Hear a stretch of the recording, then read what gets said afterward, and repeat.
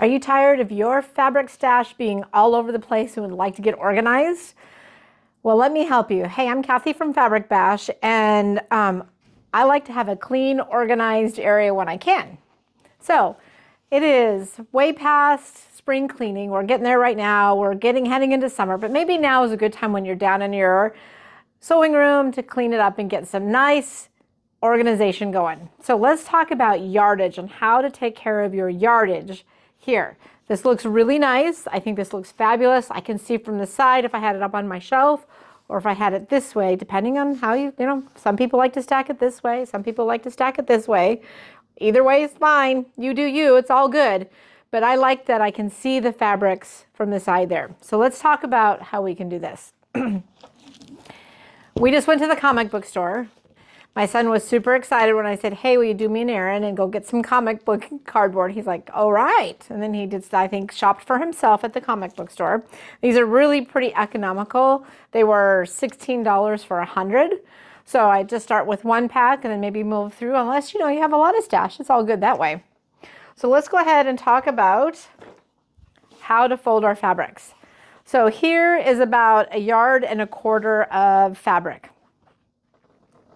As you can see, I have it folded where the selvages meet, and I have my fold up here. So my one big long cut here. So what I'm going to do is now I'm going to fold my cut side to my cut side.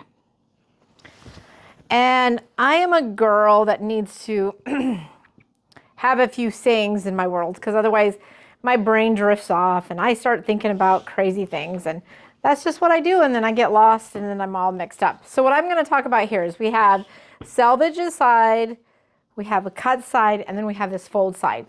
What I'm going to show you today is where you will not have to use pins. You can do the tuck method, which will be wonderful. So think about your fold, your selvage right here, I mean not your selvage, your fold right here as your pretty side that you want to tuck into.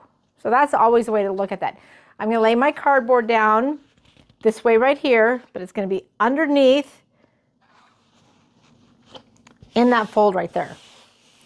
The next thing I'm going to do is I'm going to take my fabric, because maybe, I don't know, maybe it's just a little bit shorter, but the 45, we have a little bit shorter here.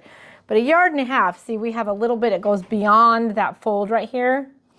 So what I got to think about is I don't want my cut size to show. So I'm going to go ahead, since when I moved it up here this way, and I lift it up, I have just about a finger's worth right there.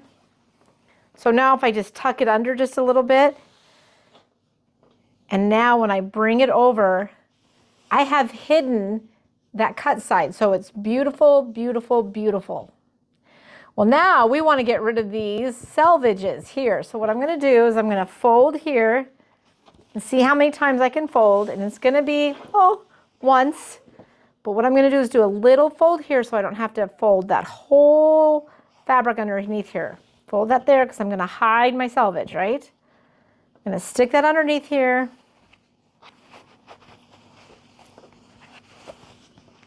And voila, just like that, we have a nice fold to put on my shelf. And now I can have my fabrics organized. So I would probably put them again in color order. Maybe if I know I have certain collections, I might put collections together. But this way you can see your fabrics. It can be beautiful, nice. You can feel accomplishment and keep on quilting and say, I'm going to use 4 cardboards today. Maybe try that. It's a good day. All right, guys, follow us, give us a thumbs up, and hang in for some more fun videos.